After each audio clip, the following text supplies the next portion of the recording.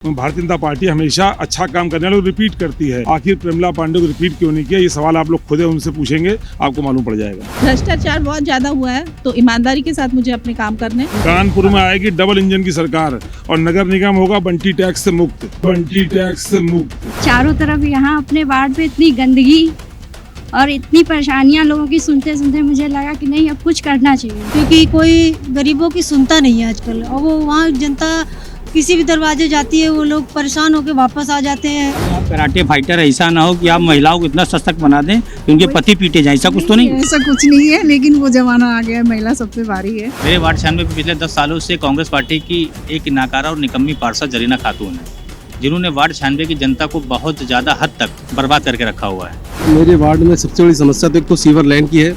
House tax half, water tax माफ, शहर होगा साफ, इस विचारधारा को लेके हम लोग कार्य करेंगे। अभी आपने कहा वार्ड होगा साफ, कौन वाला साफ? मैं गंदगी से साफ कि पूरा साफ? लोगों से यही उम्मीद करता हूँ कि आने वाले समय में लोगों को ऐसा जनप्रतिनिधि चुनना चाहिए जो कि हाई क्वालिफाइड भी हो और जनता के बीच रहता हो, जनता की समस्याओं को भीतर से समझता हो और चुनावी नेता ना हो।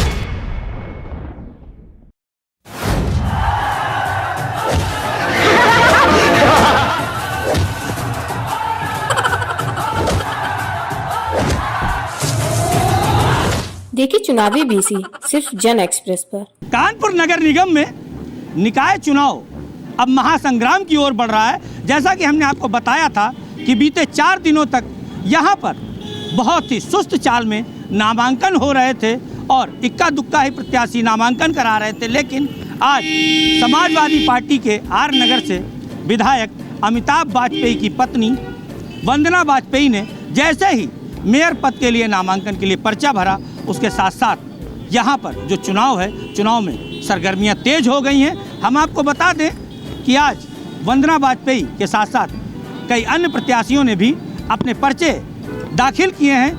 हम आपको दिखाते हैं कि आज क्या क्या हुआ, किसने किसने पर्चे दाखिल किए हैं और क्या कुछ कहा है वंदना वाजपेयी ने और उनके पति अमिताभ वाजपेयी ने।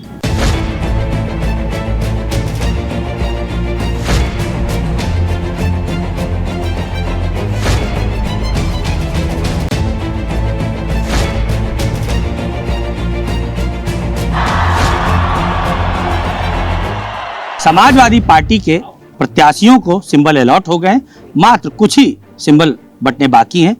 एक समाजवादी पार्टी की प्रत्याशी आई हुई हमारे बीच, नामांकन करा करके बात करते हैं।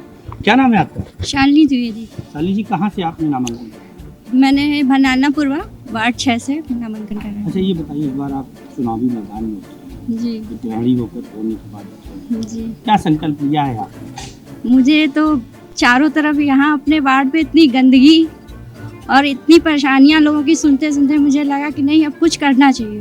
यानी कुल मिला के वार्ड की गंदगी साफ करनी है। गंदगी साफ करनी है, पानी की इतनी समस्याएं हैं, तो यही सब गहरी समझ सकती है, क्योंकि पानी की समस्या, गंदगी की गंदगी।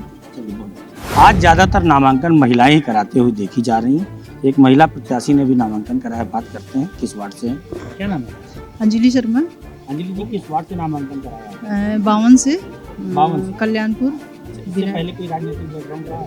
जी नहीं, लेकिन मैं अंतर्राष्ट्रीय प्लेयर हूँ कराटे से और लड़कियों को निःशुल्क कराटे सिखाती हूँ और खेलती भी हूँ अभी। और राजनीतिक मेरा कोई ऐसा वो नहीं था, लेकिन सबने सबकी सहायता से मोहल्ले के सबके तो गए। इंडिपेंडेंट है कि किसी पार्टी से? निर्दलीय जी। क्या चुनावी मुद्दे हैं आपके? चुनावी मुद्दे मेरे ये है, वो ज़्यादातर महिलाओं पे फोकस है मेरा, महिलाओं को सशक्त बनाने का और जो महिलाओं को घर से बाहर लाने का जो। यानी आप कराटे फाइटर ऐसा ना हो कि आप महिलाओं को इतना सशक्त बना दें कि उनके पति पीटे जाए, ऐसा कुछ तो नहीं? ऐसा कुछ नहीं है, लेकिन वो जमाना आ गया है, महिला सब पे भारी है। और वो जी जो महिला, जी बिल्कुल विकास की बात तो है ही, लेकिन ये मेरा फोकस ज़्यादातर महिलाओं पे है।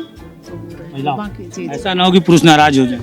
नहीं, ऐसा नहीं, पुरुषों के साथ में भी हूँ मैं, ऐसा नहीं है, वो तो मेरे भाई हैं सभी, उस पर भी मैं काम करूँगी। कानपुर नगर से सपा के आर नगर से चर्चित विधायक अमिताभ वाजपेयी की अर्धांगिनी ने महापौर के लिए आज कानपुर नगर निगम में आकर के आवेदन किया है। आप देख सकते हैं, अपनी अर्धांगिनी के साथ अमिताभ वाजपेयी जी हैं, आज उनका नामांकन कराने के लिए लाए थे।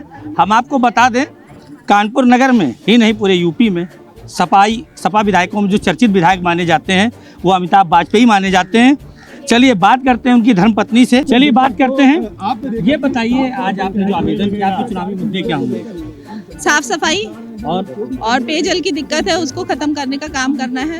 अच्छा, जो अभी निवर्तमान हाँ जी। महापौर रही हैं, हाँ। उनके कार्यकाल को कैसा मानते हैं? भ्रष्टाचार बहुत ज्यादा हुआ है, तो ईमानदारी के साथ मुझे अपने काम करने जनता चलिए की। उनके पति से बात करते हैं।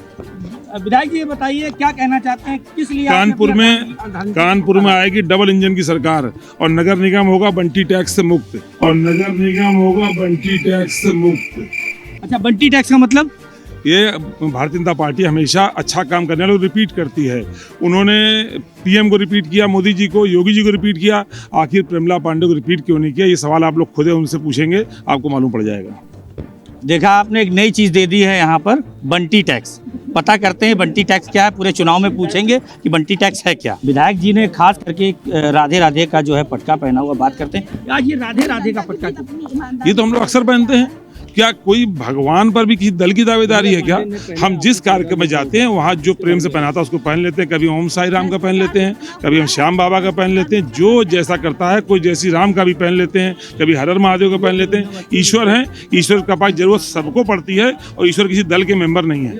आज लगातार महिलाएं ही नामांकन करा रही हैं। एक महिला और आई नामांकन करा के बात करते हैं। क्या नाम है आपका? विजय लक्ष्मी यादव, कहाँ से नामांकन किया है? वार्ड 11 सफीपुर से।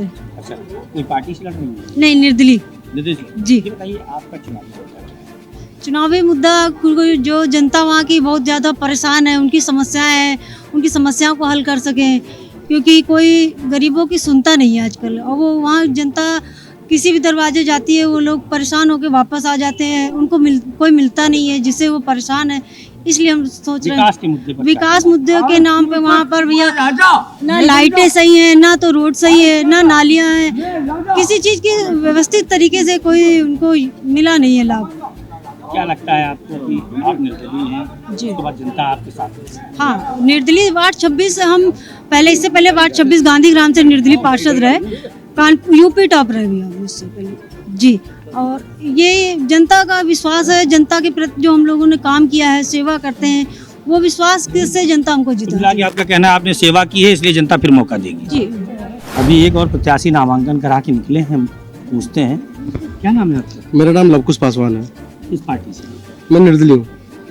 ये बताइए आपके चुनावी मुद्दे क्या होंगे? मेरे चुनावी मुद्दे, मेरे वार्ड में सबसे बड़ी समस्या तो एक तो सीवर लाइन की है और मेरे यहाँ समस्या सबसे बड़ी हाउस टैक्स की है। इसे दूर करना? जी जी। अच्छा, इससे पहले कोई राजनीतिक कैरियर रहा है, किसी पार्टी में रहे? नहीं, इसके पहले मैं किसी पार्टी में नहीं रहा हूँ, मैं भैया की सेवा करता रहा हूँ पार्षद जी की बस। इस बार आम आदमी पार्टी भी अपने प्रत्याशियों को निकाय चुनाव में उतार रही है। देख सकते हैं आप सामने एक आम आदमी पार्टी के प्रत्याशी हैं, बात करते हैं इनसे। क्या नाम है आपका? मेरा नाम कृष्ण कुमार सिंह चकित है और मैं किस वार्ड से हैं और क्या चुनावी एजेंडे हैं? मैं गोविंद नगर विधानसभा के अंतर्गत वार्ड 34 रतनलालगढ़ से आम आदमी पार्टी का प्रत्याशी हूं पार्षद पद के लिए। और जैसा कि पार्टी के हाईकमान से आदरणीय अरविंद केजरीवाल जी, आदरणीय संजय जी के आह्वान है जनता के माध्यम से कि चुनाव में हम लोग house tax half, water tax माफ, शहर होगा साफ, इस विचारधारा को लेके हम लोग कार्य करेंगे। अच्छा, ये बताइए, अभी आपने कहा वार्ड होगा साफ, कौन वाला साफ? मैं गंदगी से साफ कि पूरा साफ? देखिए, आपकी बात मैं बोलना चाहूँगा, आपकी बात प्रकाश डालना चाहूँगा। जैसे कि आपने बोला है कि अभी वार्ड होगा साफ, मैं आपको बताना चाहता हूँ कि वार्ड 34 रतनलालगढ़ के अंतर्गत बहुत से ऐसे अवैध रूप से अड्डे बने हुए हैं जहाँ पे क्या लोग अवैध रूप से कूड़ा फेंकते हैं, और कई मैंने ऐसे देखे हैं कि जो सफाई कर्मचारी भी उसमें फेंकते हैं। तो मैं ये वादा करता हूँ वार्ड 34 की जनता से कि मैं जो इस सफाई से संबंधित जो कार्य हैं वो मैं कार्य करूंगा। जो गंदगी है उसके निराकरण की मैं बात करूंगा। अभी जैसे मैं अपने वार्ड की बात करूं, अगर महादेवनगर कच्ची बस्ती की अगर मैं वहां की बात करूं तो वहां पे अभी सीवर लाइन नहीं है और उस बस्ती को बसे कम से कम 35 से 40 वर्ष हो चुका है। उसके संबंध में मैंने अपने रक्त से, अपने खून से मैंने पत्र लिखा था प्रधानमंत्री आदरणीय मोदी जी के नाम और योगी जी के नाम भी मैंने प्रेषित करा हुआ है। तो इसी समस्या को लेकर, यही समस्याओं की जो बनी हुई है मूलभूत सुविधाएं, बिल्कुल गंदगी साफ करेंगे। एक महिला प्रत्याशी, उनसे बात की जाए। क्या नाम है आपका माता जी? राना खाना। अच्छा, चुनाव किस लिए लड़ रही हैं? समाज सेवा के लिए, समाज सेवा और वहाँ की समस्याएं हल करना। अच्छा, ये मेरा प्रस्ताव है। अच्छा, एक प्रस्ताव है कि नहीं बात करते हैं। क्या नाम है आपका? मेरा नाम मोहम्मद कामरान। पूर्व अच्छा, प्रत्याशी कमला जी- राजमूत्री वार्ड 6 में। आप इनके साथ क्यों हैं? मैं प्रस्तावक भी हूँ, ये मेरी माँ भी है। अच्छा, माँ भी। तो ये बताइए क्या कहना चाहते हैं आज जन एक्सप्रेस के माध्यम से? देखिए, जन एक्सप्रेस के माध्यम से ये कहना चाहते हैं कि जन एक्सप्रेस में लगातार शहर की समस्याओं को लगातार उठाता रहा है, और मेरा ये आप ही के माध्यम से निवेदन है कि मेरे वार्ड 96 की जनता क्योंकि आपसे बड़े पैमाने पर जुड़ी हुई है। मेरे वार्ड 96 पे पिछले 10 सालों से कांग्रेस पार्टी की एक नाकारा और निकम्मी पार्षद जरीना खातून है, जिन्होंने वार्ड 96 की जनता को बहुत ज़्यादा हद तक बर्बाद करके रखा हुआ है। वार्ड 96 के प्रति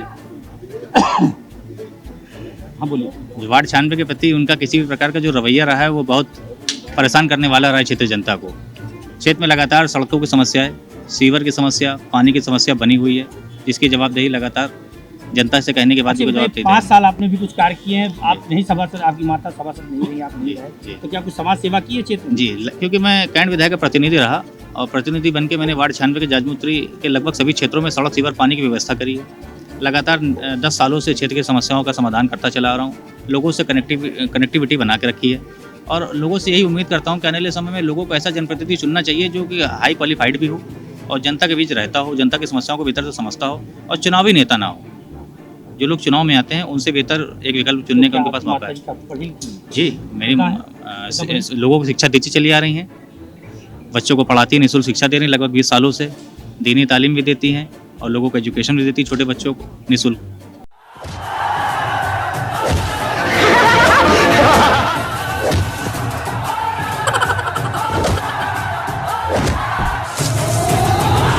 देखिए चुनावी बीसी सिर्फ जन एक्सप्रेस पर।